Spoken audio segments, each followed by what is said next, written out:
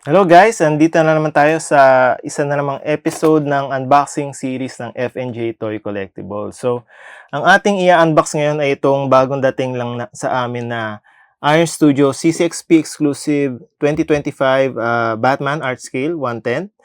This is the Alex Ross Batman. So, very excited na ako buksan kasi ito yung unang C6P exclusive na bubuksan natin ngayong araw na to. So, merong apat na dumating na C6P exclusive. Itong si Batman, Iron Man, Elder Predator, and yung Darth Vader versus Obi-Wan. So, ang una nating bubuksan ay itong Batman Art Scale. So, samahan niyo ako habang binubuksan natin. Tara!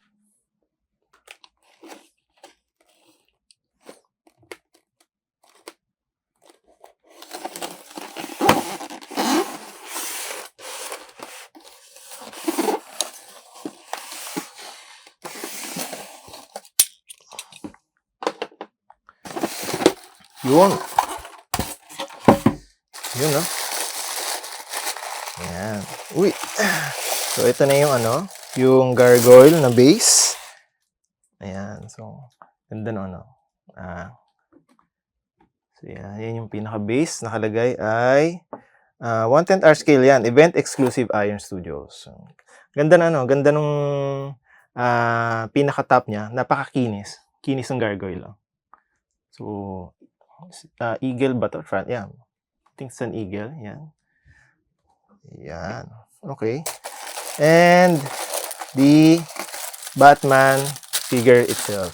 Ayun. So, maganda naman kasi secured yung very secured yung figure.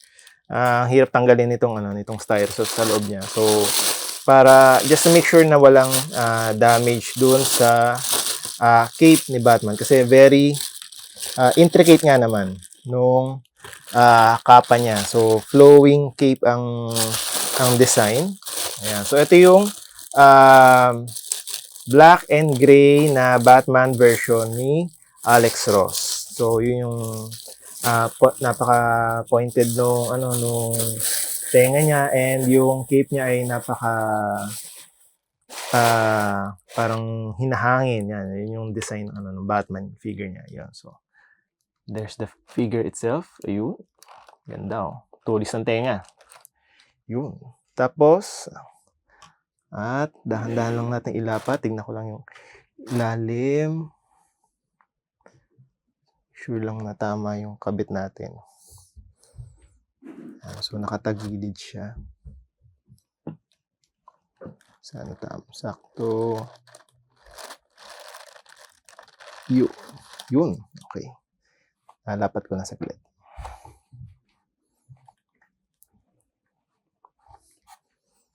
Yan. So, medyo merong onting parang dumi-dumi lang sa ilalim. Pupunasan lang.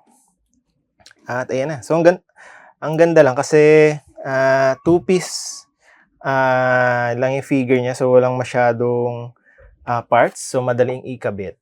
So, yan.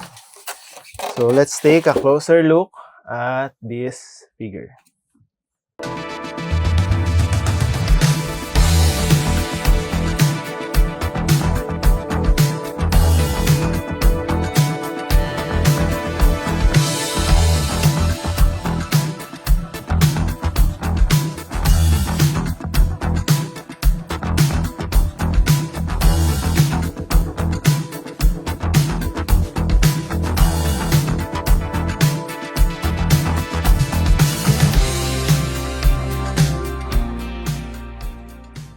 At ayun na nga ang ating unboxing video.